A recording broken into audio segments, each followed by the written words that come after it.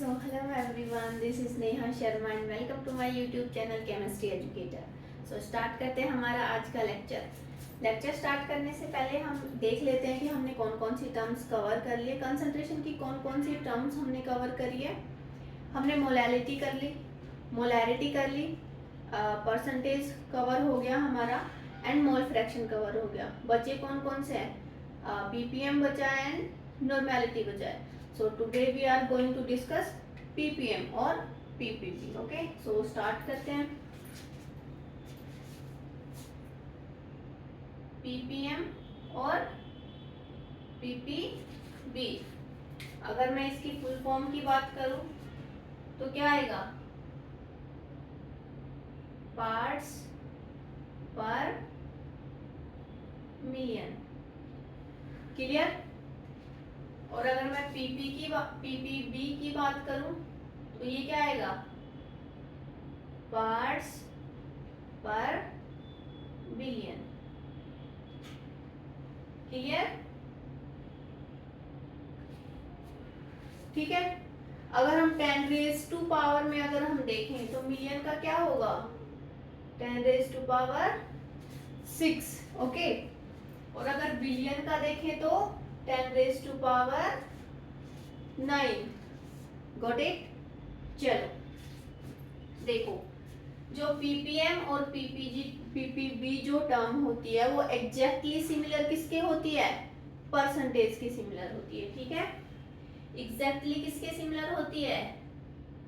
Exactly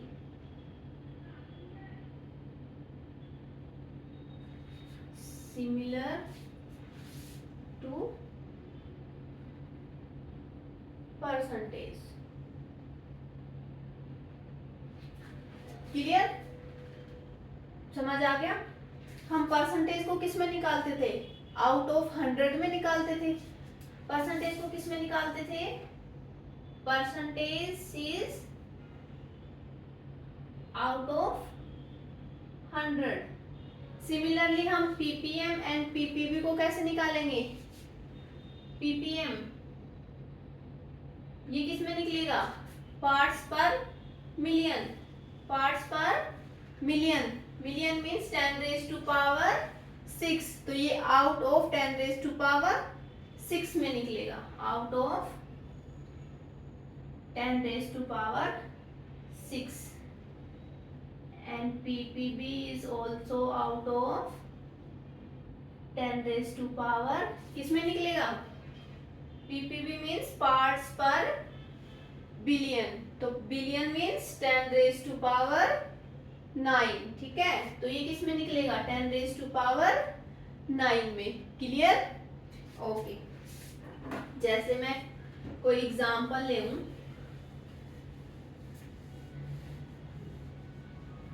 if I से the concentration of anything, मतलब जैसे मैंने कोई लिया A इन B, ठीक है, फॉर एग्जाम्पल 2 इन 5। अगर मैं इसमें बोलूं कि आप मेरे को परसेंटेज A निकालो या 1000 ऑफ A निकालो, तो कैसे निकालोगे? वही परसेंटेज किस में निकालोगे आप? आउट ऑफ 100 में निकालोगे। ठीक है, टोटल क्या दे रखा है? 5 में कितने हैं? 2 ऑब्टेन है ना। अगर हम परसेंटेज निकालेंगे तो क्या करते हैं? आउट ऑफ 100 से मल्टीप्लाई कर देते हैं, है ना।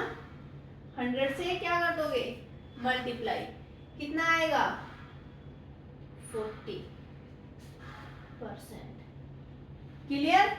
अगर हम 100 ऑफ ए को निकाले तो कैसे निकालोगे? Exactly same 2/5। अब यहाँ 100 के को रिप्लेस करके क्या कर देंगे? 1000। कितना आया? 400। क्लियर?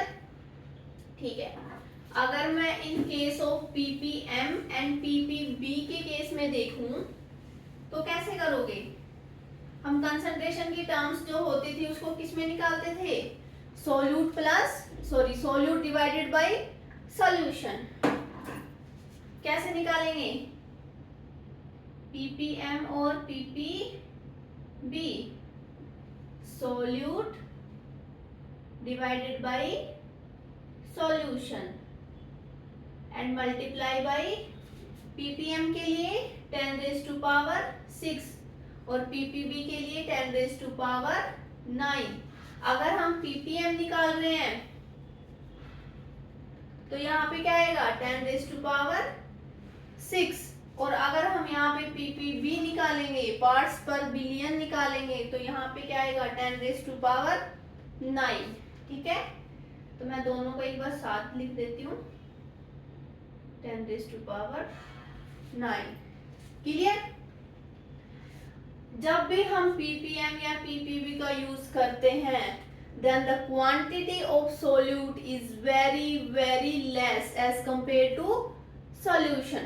ठीक है, सॉल्यूशन के केस में क्या होगा, देखो जैसे मैं फॉर एग्जांपल एक एलिफेंट है ना, और एक एंट है,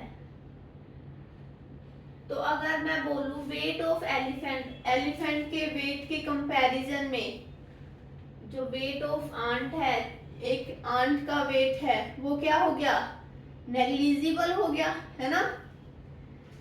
जैसे मैं कोई वेइंग मशीन में मैं इसका वेट करूं तो लेट्स से एग्जैक्टली इसका जो वेट आया वो क्या आ गया 2000 केजी। क्लियर। अब एलिफेंट पे मैंने एक आंट को बिठा दिया, ठीक है, तब इसकी वैल्यू क्या होगी, इसका वेट क्या हो गया, उस पर कोई फर्क नहीं पड़ा, वो क्या है सिमिलर रहेगा। क्लियर। तो ऐसे ही मैं ये बोलना चाहती हूँ कि जैसे पीपीएम और पीपीबी निकाल रहे हैं हम, तो उसमें मैं बोल रही हूँ सॉल्यूट डिवाइडेड बाई सॉल्यूशन को कैसे लिखते हैं हम, solvent plus solute. Solution is made up of solvent and solute। ठीक है, तो इन सॉल्यूशन जो यहाँ पे क्वांटिटी ऑफ सोल्यूट है ये क्या हो गया नेग्लिजिबल हो गया, हम इसको क्या करेंगे काउंट नहीं करेंगे। तो जनरली प्रैक्टिकली सॉल्यूशन किसके इक्वल हो गया, सॉल्वेंट के इक्वल हो गया। क्लियर। चलो आगे मूव ऑन करते हैं।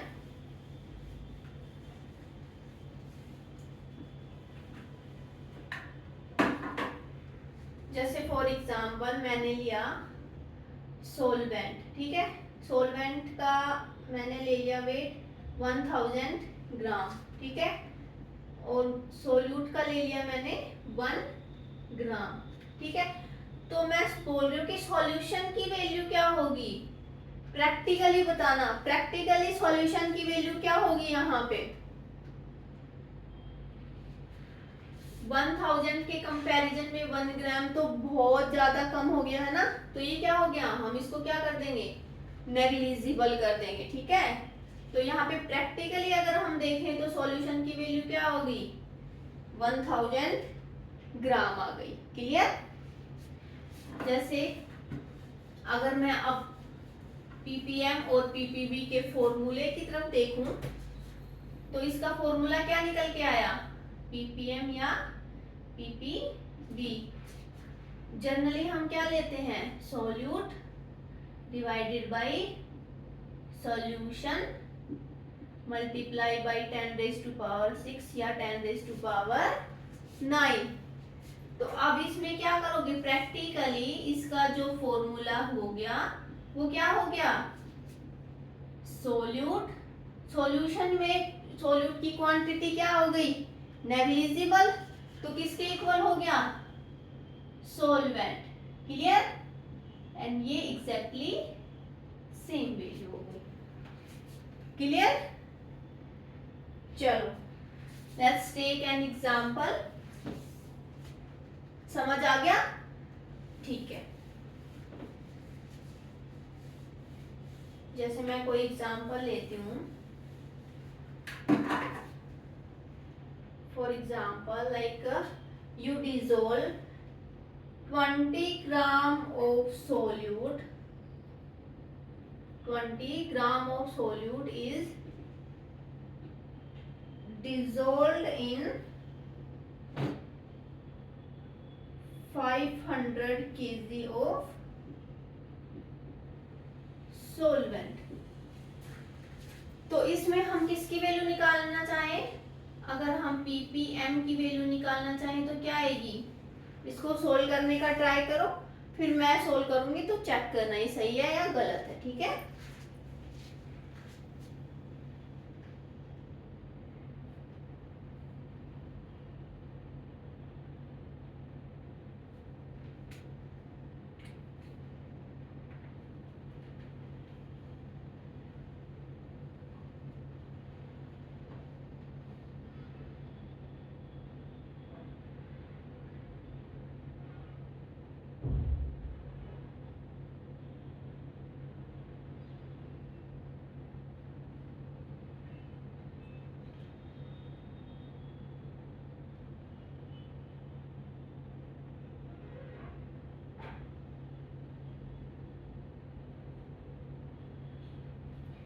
देखो क्या निकालना है हमें, ppm कैसे निकलेगा?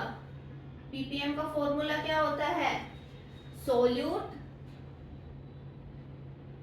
Divided by solution multiply by 10 raise to power 6।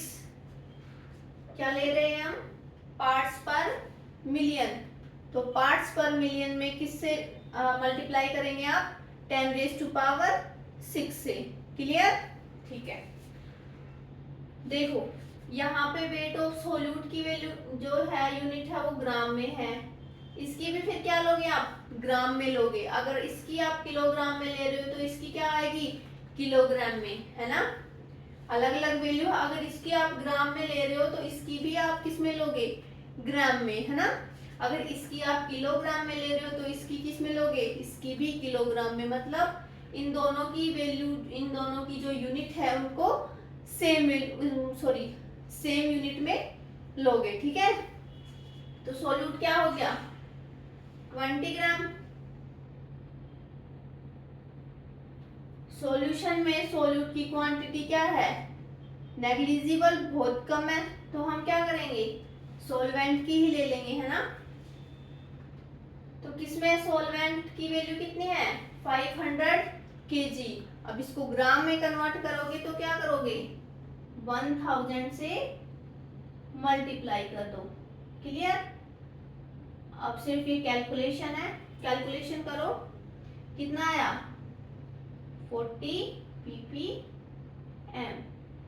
ppm and ppb की यूनिट भी किस में आएगी? ppm और ppb में। क्लियर? चलो next example you will try.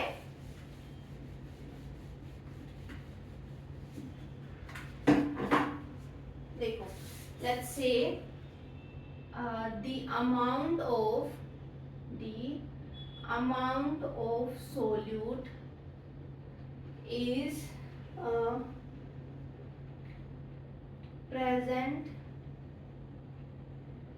present is 3 milligram, ठीक है? 3 milligram and the amount of solvent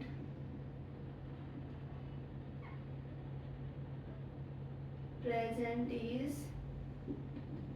2000 kg। तो यहाँ पे क्या निकालोगे आप? Find ppb। इस बार आपको क्या निकालना है? Parts per billion. चलो इसको सोल्व करो।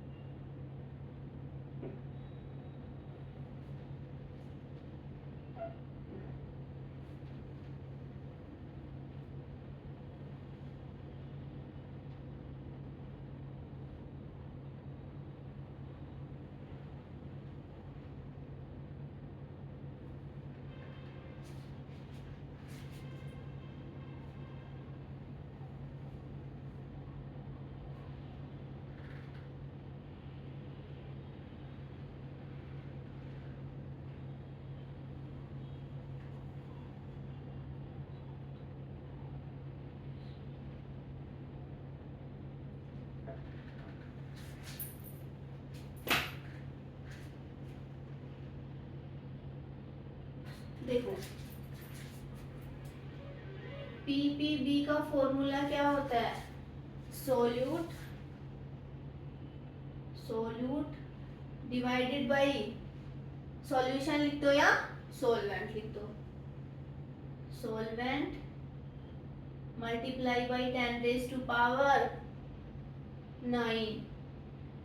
ठीक है। तो यहाँ पे वैल्यू पुट अप करो, सॉल्यूट कितना है 3 मिलीग्राम, सोलवेंट कितना है 2000 kg।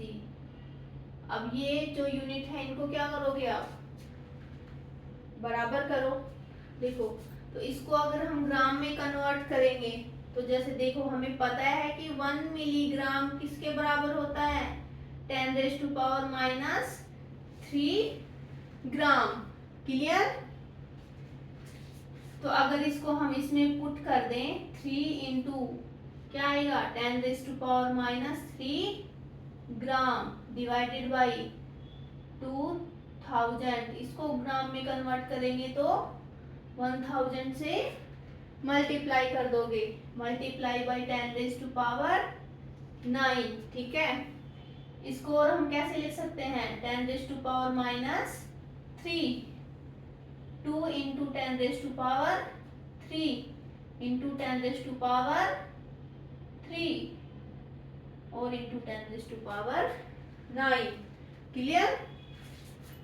तो ये सारी टर्म्स क्या हो गई, कैंसिल आउट, क्या बचा 3/2 मीन्स 1.5 ppb, क्लियर। पीपीबी को निकालने के लिए क्या फॉर्मूला था, solute divided by solvent into multiply by 10⁻⁹। Solute की वैल्यू रखी, मिलीग्राम को किस में कन्वर्ट करा, ग्राम में कन्वर्ट करा, ग्राम में कन्वर्ट करने के लिए किससे मल्टीप्लाई करा 10⁻⁻³ से, ठीक है। एंड केजी को कन्वर्ट करा किसमें, ग्राम में, तो इसको किससे मल्टीप्लाई करा 10⁻³ ठीक है। फिर इसको सोल्व कर दो, सिंपल कैलकुलेशन है। सोल्व करने के बाद क्या वैल्यू आई 1.5 ppm, clear. Okay, so next one more example.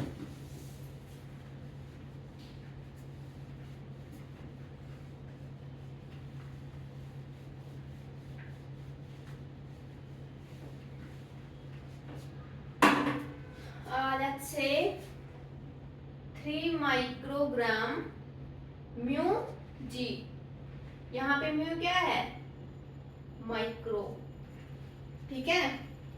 3 microgram of solute is dissolved in 1500 kg of solvent। तो यहाँ पे किसकी वैल्यू निकालोगे, पीपीबी की वैल्यू निकालोगे। तो इसको सॉल्व करो, माइक्रो मीन्स क्या होता है 1 माइक्रोग्राम को हम किस में कन्वर्ट करें, ग्राम में, तो क्या आएगा 10⁻⁻6 ग्राम, ठीक है। अब सोल्व करो ये क्वेश्चन।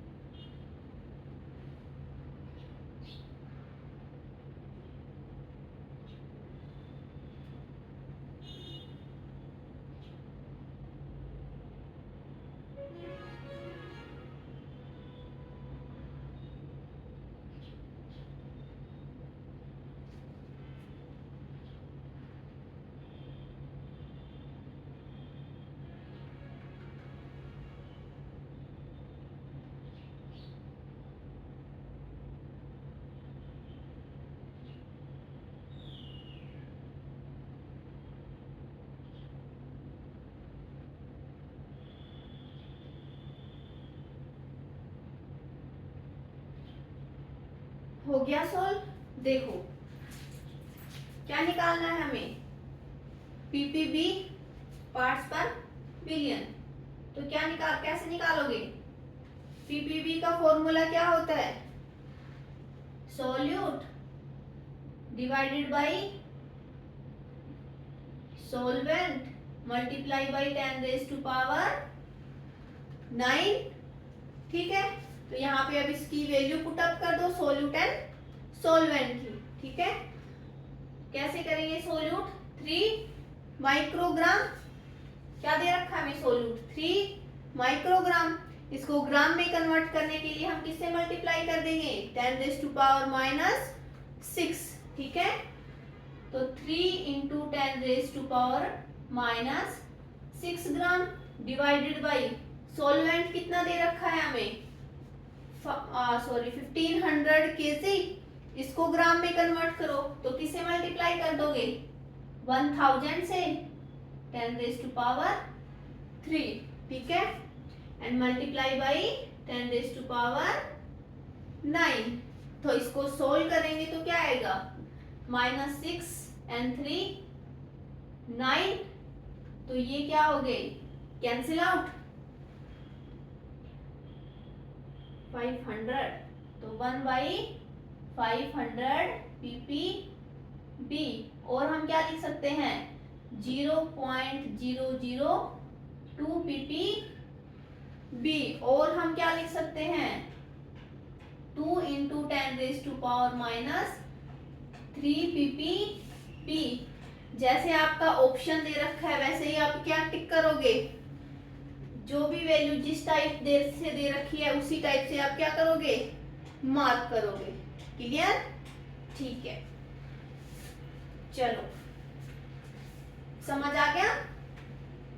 सोल्यूट को, माइक्रोग्राम को किस में कन्वर्ट करा, ग्राम में, एंड सोलवेंट को किस में कन्वर्ट करा, ग्राम में, एंड फिर इनकी वैल्यू को क्या कर दिया, सोल्व कर दिया, ठीक है।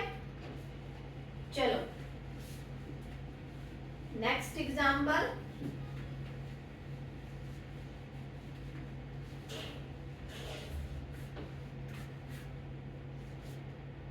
नेक्स्ट एग्जांपल है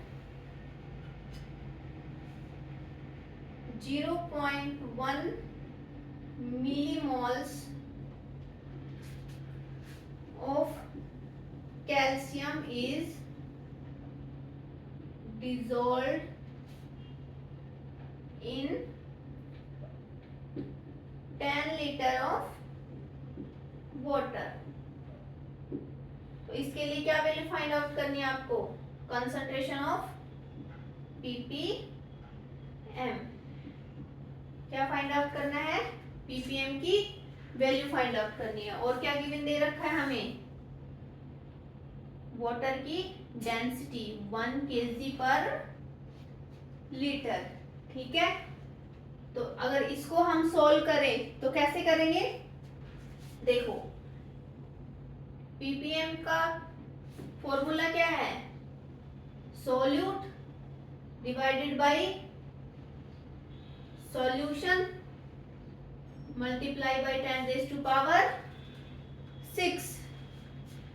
यहाँ पे कैल्शियम के लिए अगर हम निकालें, सोल्यूट की वैल्यू निकालें तो क्या आएगा, मिलीमोल्स को किस में कन्वर्ट करो, ग्राम्स में, क्या आ गया 0.1 मिली मीन्स 10⁻⁻³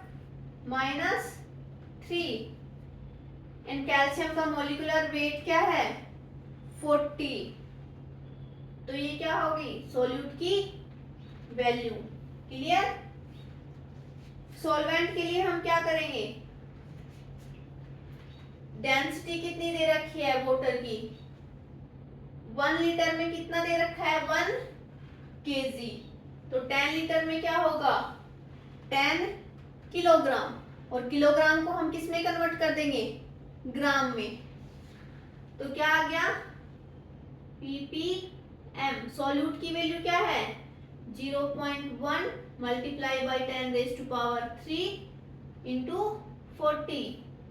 सॉल्वेंट की वैल्यू क्या है 10 मल्टीप्लाई बाई 1000। ग्राम में कन्वर्ट करने के लिए हम किससे मल्टीप्लाई कर देंगे, 10⁻³ से मल्टीप्लाई कर देंगे, क्लियर। और ppm के लिए 10⁻6 से मल्टीप्लाई कर देंगे, क्लियर। तो अब इसको सोल्व कर दो। सोल्व करने पर क्या आया, 2/5 मीन्स 0.4 ppm, क्लियर, समझ आ गया। देखो अगर कोई समझ ना आए कुछ तो मेरे को बताना एक बार। ppm का हमने निकाला सोल्यूट प्लस सॉल्यूशन, सॉल्यूशन लिख दो या सॉल्वेंट लिख दो, ठीक है, क्योंकि प्रैक्टिकली सॉल्यूशन किसके इक्वल होता है, सॉल्वेंट के इक्वल होता है ना। और ppm के लिए किससे मल्टीप्लाई कर देंगे, 10⁻6 से मल्टीप्लाई कर देंगे, क्लियर। तो बस यहाँ पे इनकी वैल्यू पुट अप कर दो एंड आंसर निकाल दो, ठीक है। चलो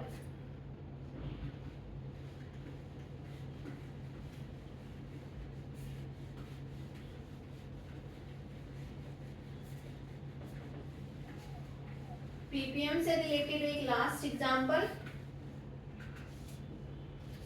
देखो। लेट्स से हमें कोई कंसंट्रेशन दे रखी है, किसकी कंसंट्रेशन दे रखी है, पोटेशियम की दे रखी है। Concentration of K is 7.8 ppm, ppm ppb मान लो, ठीक है। तो फाइंड क्या करना है, find moles of potassium dissolved in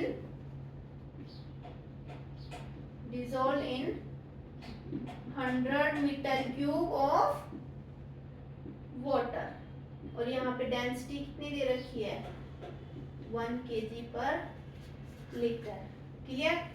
तो इसको सोल्व करेंगे तो कैसे करोगे, किसकी वैल्यू दे रखी है हमें, एक दे रखी है ppb की वैल्यू, है ना। तो निकालो ppb का formula, solute divided bye solvent multiply by 10⁻9, ठीक है। देखो यहां देखो हमें क्या दे रखा है, 100 मीटर क्यूब। अगर मैं बोलूं 1 मीटर क्यूब में कितने लीटर होते हैं, तो कितने लीटर होंगे, 10⁻³ लीटर, क्लियर। तो सिमिलरली अगर मैं 100 को हम क्या लिख दो, हम ये लिख देंगे 10⁻² मीटर क्यूब। तो क्या आएगा, 10⁻² इंटू 10⁻³ लीटर। तो क्या आ गया, 10⁵ लीटर, ठीक है। तो इसकी वैल्यू अब यहाँ क्या कर देंगे, पुट अप कर दो, ठीक है। तो पुट करेंगे तो क्या आ गया, पीबीबी की वैल्यू क्या है, 7.8 इक्वल टू सोल्यूट, हमें क्या निकालना है, मोल्स ऑफ के। तो कैसे निकालोगे, ग्राम ऑफ के, ठीक है, क्लियर। सॉल्वेंट क्या क्या लोगे, 10⁵ ग्राम में कन्वर्ट करने के लिए 10⁻³ से मल्टीप्लाई इक्वल टू मल्टीप्लाई 10⁻9, ठीक है। 5 + 3 8 कैंसिल आउट, 10 बचा। तो ग्राम ऑफ के क्या आ गया, 7.8 मल्टीप्लाई बाय 10, क्लियर।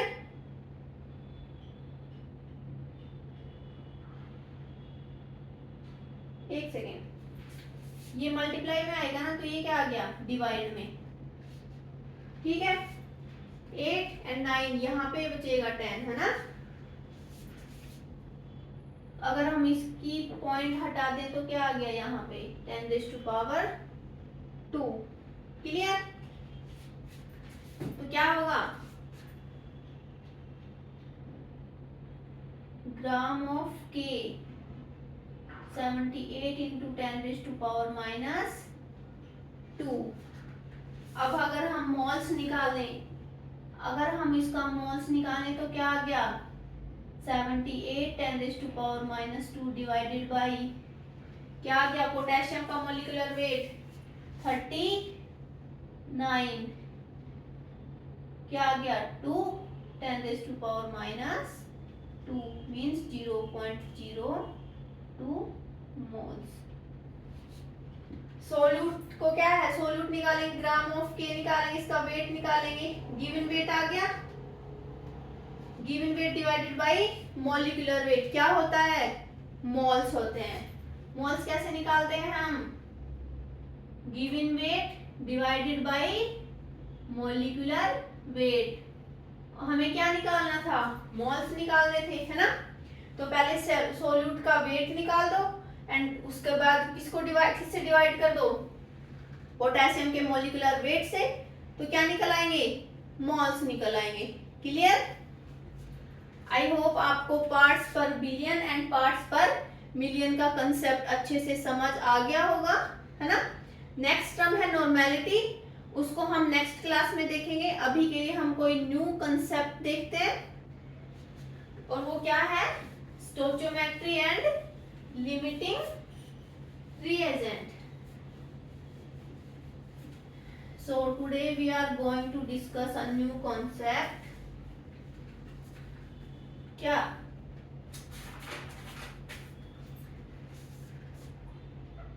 stoichiometry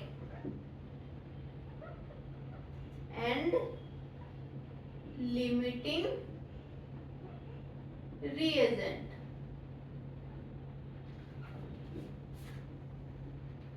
ठीक है, जैसे मैं कोई एग्जांपल ले लेती हूँ कि 50 स्टूडेंट है, ठीक है, उनके लिए बैठने की चेयर कितनी है, प्रेजेंट कितनी है 40 चेयर्स, रिक्वायरमेंट कितनी है 50, क्योंकि 50 स्टूडेंट है तो उनको बैठने के लिए कितनी चेयर्स चाहिए, 50 चेयर्स चाहिए। जैसे 50 स्टूडेंट है, ठीक है,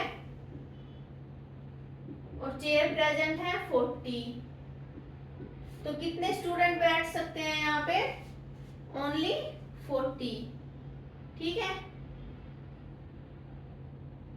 तो यहाँ पे क्या हो गई, यहाँ चेयर्स की लिमिटिंग सप्लाई हो गई, मतलब लेस देन द रिक्वायरमेंट, ठीक है।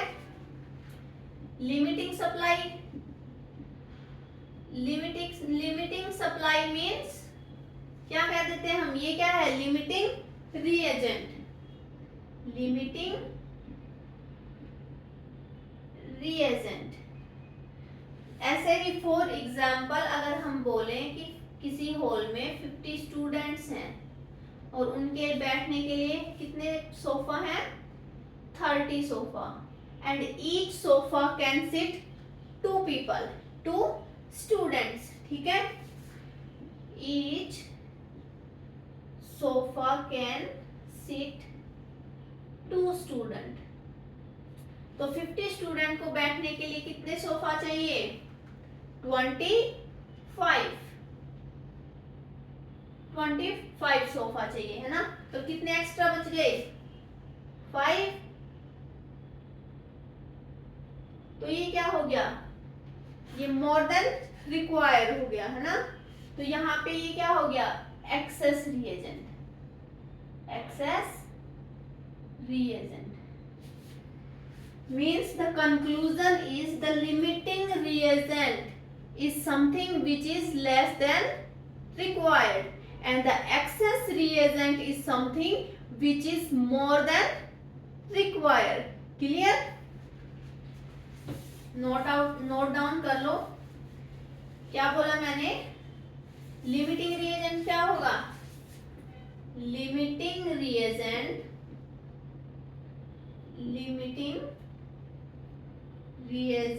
is something which is less than required.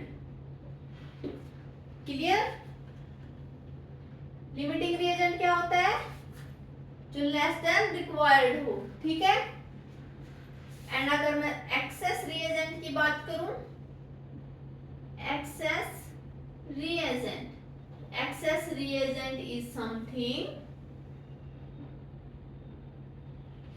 which is more than required. Clear? More than required. Clear? तो क्या बोलोगे आप, जो लिमिटिंग रिएजेंट है और जो एक्सेस रिएजेंट है वो एक दूसरे के रिस्पेक्ट में होते हैं, है ना। जैसे फॉर एग्जांपल अभी मैंने लिया जैसे 50 स्टूडेंट 40 चेयर्स। क्लियर? अगर मैं स्टूडेंट के पॉइंट ऑफ व्यू से देखूं, स्टूडेंट्स के पॉइंट ऑफ व्यू से देखूं तो चेयर्स क्या हो गई, लिमिटिंग रिएजेंट। क्या हो गई, लिमिटिंग रिएजेंट हो गई, क्योंकि 50 स्टूडेंट्स को कितनी चेयर चाहिए थी, 50। कितने की कमी निकली, 10 चेयर्स की। तो ये क्या हो गया, लिमिटिंग रिएजेंट। ठीक है। अगर मैं चेयर के पॉइंट ऑफ व्यू से देखूं तो क्या होगा, स्टूडेंट क्या हो गए, access reagent. Access reagent. Chair कितनी प्रेजेंट है, 40। स्टूडेंट कितने हैं, 50। कितने एक्स्ट्रा हैं, 10। क्लियर? तो ये क्या हो गया, एक्सेस रिएजेंट। क्लियर? चलो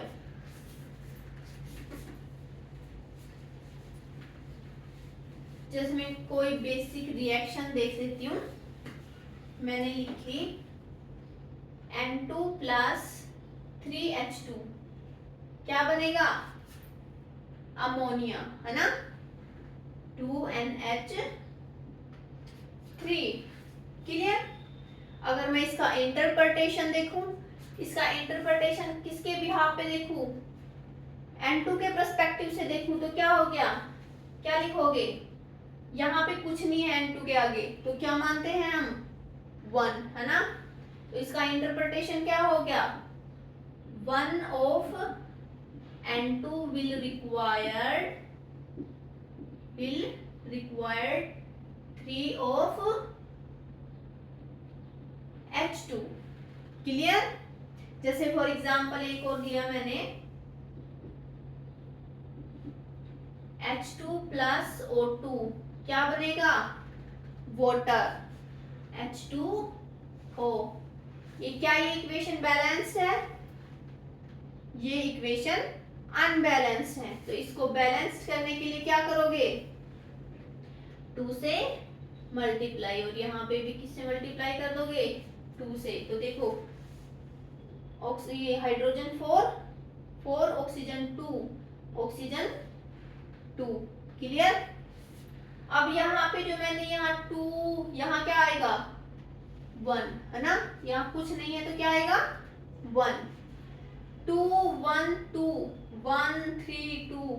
जो ये नंबर्स हैं ये क्या है, किसको रिप्रेजेंट कर रहे हैं, मोल्स को रिप्रेजेंट कर रहे हैं। ठीक है। जैसे अगर मैं यहाँ बोलूँ तो हाइड्रोजन के कितने मोल्स हैं, यहाँ पे 3 मोल्स है ना। अमोनिया के कितने मोल्स हैं, 2 मोल्स हैं। तो these numbers are always represent moles। जैसे नंबर ये 1 3 2, ये क्या है, 2 1 2, ये क्या है, these number are always moles। Clear? तो हम लिमिटिंग रिएजेंट या एक्सेस रिएजेंट को किसके बिहाफ पे, किसके पर्सपेक्टिव से निकालेंगे, मोल्स में निकालेंगे। ठीक है।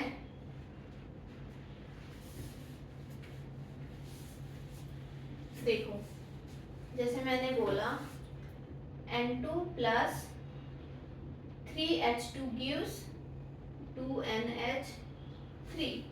अगर मैंने यहाँ पे मोल्स दे रखे हैं आपको, इसका मान लो 10 मोल्स दे दिया, इसका दिया मैंने 20 मोल्स।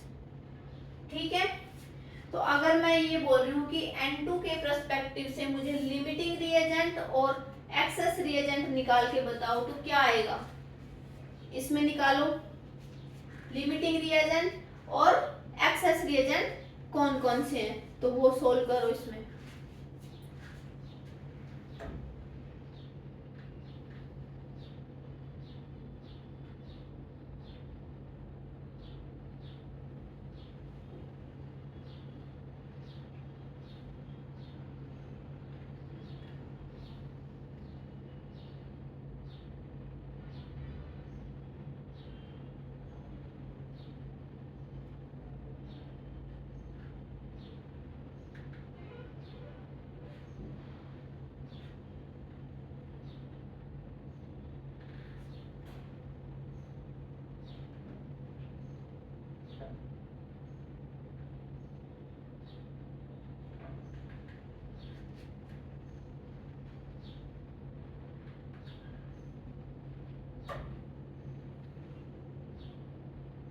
देखो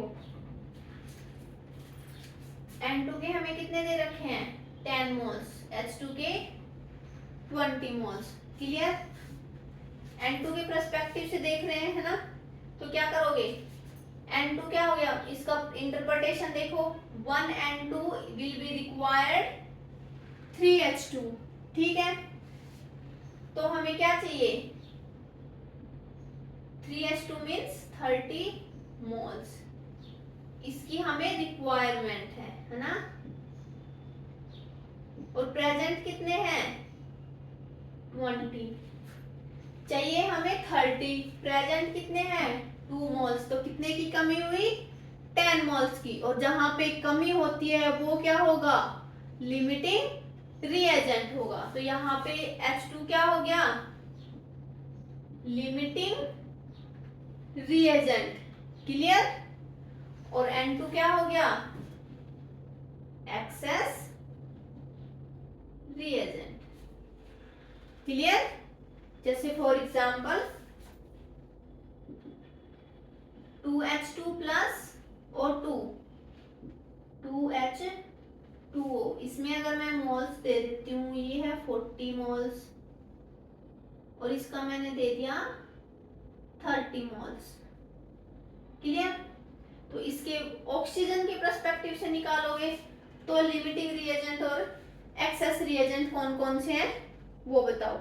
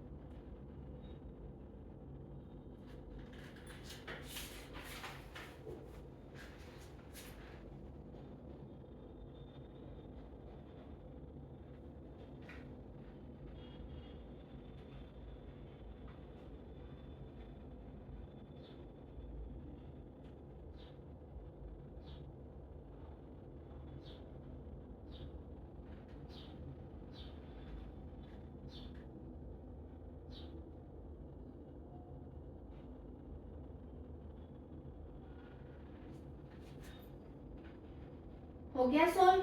देखो चेक करना, ऑक्सीजन के रिस्पेक्ट में निकाल रहे हैं, है ना?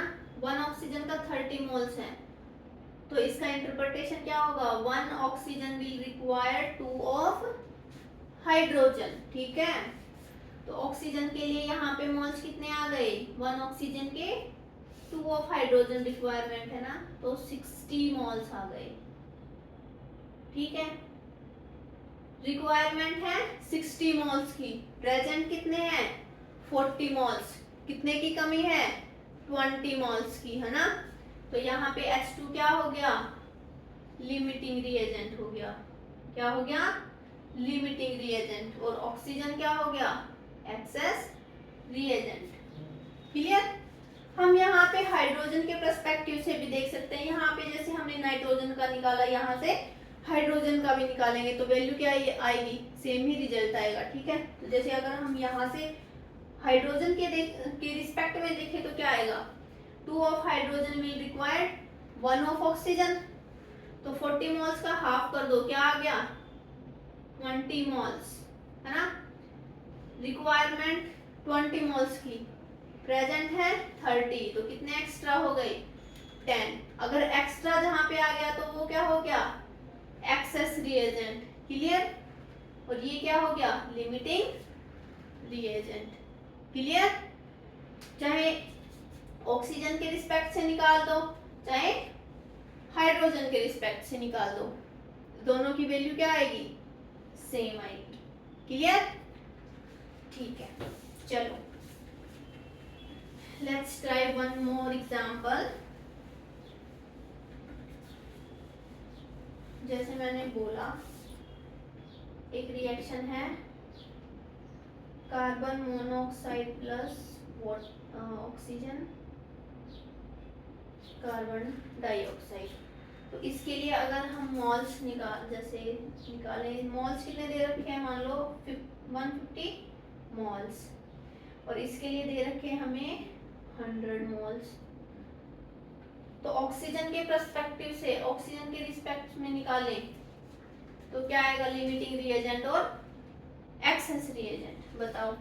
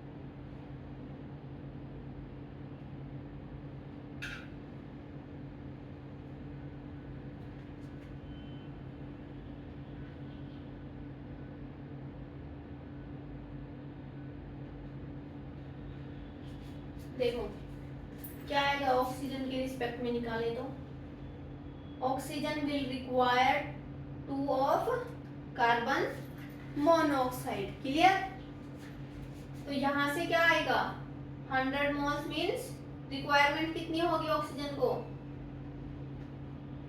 200 मोल्स, क्योंकि रिक्वायर्ड कितना है 2 ऑफ कार्बन मोनोऑक्साइड।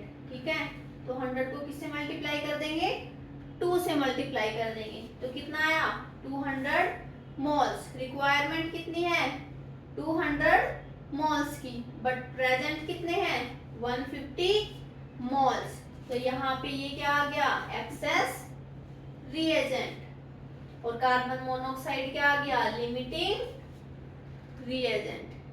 क्लियर, हाँ याद रखना, रिएक्शन को जब भी आप कंपैरिजन कर रहे हो, जब भी आप कंपेयर कर रहे हो, किसके रिस्पेक्ट में करोगे, मॉल्स के रिस्पेक्ट में करोगे। ठीक है, जैसे फॉर एग्जांपल अगर मैं एक एग्जांपल लिया मैंने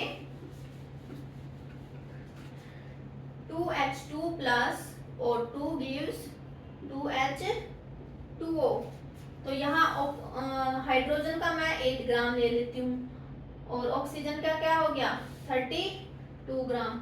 तो इसके लिए ऑक्सीजन के रिस्पेक्ट में अगर मैं बोलूं तो इसके लिए लिमिटिंग रिएजेंट और एक्सेस रिएजेंट निकालो, क्या आएगा, इसके लिए कैसे निकालेंगे हम, मोल्स निकालो, फर्स्टली क्या निकालोगे, मोल्स निकालो, तो इसके लिए क्या आएगा, given weight divided by molecular weight, ये है मोल्स, है ना, तो इनका कोई इफेक्ट नहीं होगा इसके मॉलिक्यूलर वेट पे। ठीक है, तो given weight 8 gram divided by hydrogen का मॉलिक्यूलर वेट 2 आ गया, कितना आया 4, इसका क्या है 32 डिवाइडेड बाई ऑक्सीजन का मॉलिक्यूलर वेट, सॉरी 32, कितने एटम है 2 एटम है ना, तो क्या आ गया 32, तो इसके लिए कितना आ गया 1 मोल्स। अब अगर इसमें निकाले ये 1 मोल्स अगर ऑक्सीजन के रिस्पेक्ट में निकाल रहे हैं ना, तो क्या आ गया इंटरप्रिटेशन क्या आ गया 1 of oxygen will require 2 of hydrogen, तो किससे मल्टीप्लाई कर देंगे 2 से मल्टीप्लाई कर देंगे, कितना आया 2 मोल्स। रिक्वायरमेंट कितने की है 2 मोल्स की, बट प्रेजेंट कितने हैं 4, तो यहाँ पे हाइड्रोजन क्या हो गया एक्सेस रिएजेंट, क्या हो गया एक्सेस रिएजेंट, और ऑक्सीजन क्या हो गया लिमिटिंग रिएजेंट। क्लियर, समझ आ गया। हालांकि यहाँ पे वेट ऑक्सीजन का कितना था 32 एंड हाइड्रोजन का क्या है 8 ग्राम, यहाँ पे क्या है वेट यहाँ इसका ज्यादा है ना, बट फिर भी क्या आया ये लिमिटिंग रिएजेंट आया है ना। तो याद रखना हमेशा रिएक्शन को कंपैरिजन किससे करोगे विद रिस्पेक्ट टू मोल्स के कंपैरिजन में, ठीक है समझ आ गया। चलो एक लास्ट फाइनल क्वेश्चन, एक क्वेश्चन और सोल्व कर दो, फिर हम नेक्स्ट क्लास में आगे कवर करेंगे, क्लियर ठीक है। जैसे मैंने लिखा N2 plus 3H2 gives 2NH3, इसके लिए इसका मैंने वेट ले लिया 84 ग्राम, इसका ले लिया 6 ग्राम, तो इसके लिए निकालो नाइट्रोजन के रिस्पेक्ट में निकालो, तो नाइट्रोजन में लिमिटिंग रिएजेंट आएगा या एक्सेस रिएजेंट आएगा, निकालो इसके लिए निकालो।